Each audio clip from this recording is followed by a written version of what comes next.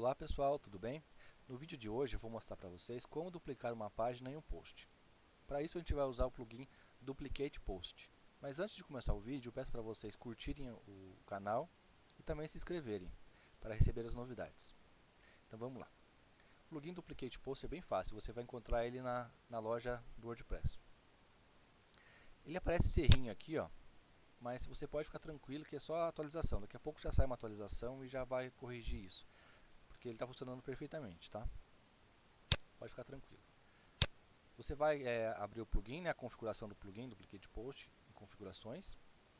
Aqui, ó, vou mostrar para vocês.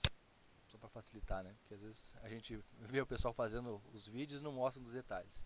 Ó, você vai ter o nome do plugin aqui, Duplicate Post. Clica em configurações. Beleza, é só isso. Ó, essas outras partes aqui, permissões, aqui você não precisa mexer, tá?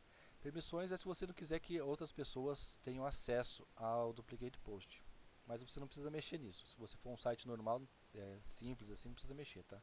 Só se tiver vários usuários, se for um site grande. E exibição é para aparecer aonde você quer que duplique. É bem tranquilo. Aqui, ó, o que a gente vai duplicar? Título, resumo, conteúdo, imagem, modelo, formato, ordem no menu. Aqui, ó, sufixo e prefixo. O que é isso?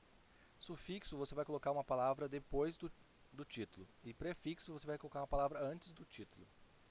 Para que serve isso? Para identificar que é um novo, que foi duplicado, né? Que é um novo post, uma nova página. Eu uso geralmente um tracinho e coloco novo. E sempre coloco em sufixo, que vem depois do título. Eu vou mostrar para vocês. Ó, clique em salvar, aguarda um pouquinho. Ó, a gente está na página de posts. Quando você passa o mouse aqui, vai aparecer um menuzinho, você clica em clonar. Como é sufixo, ele apareceu o novo depois. Se fosse prefixo, ia aparecer o novo antes. Daí você vê o que você acha melhor, né? Ele sempre vem com um rascunho, tá? Daí você tem que editar a página. Mas nessa parte aqui é bem tranquilo. Se você tiver alguma dificuldade para editar, você pode me avisar nos comentários que eu ajudo vocês, tá? Então por hoje é só. É um vídeo bem rápido, bem simples, tá? Até mais, pessoal.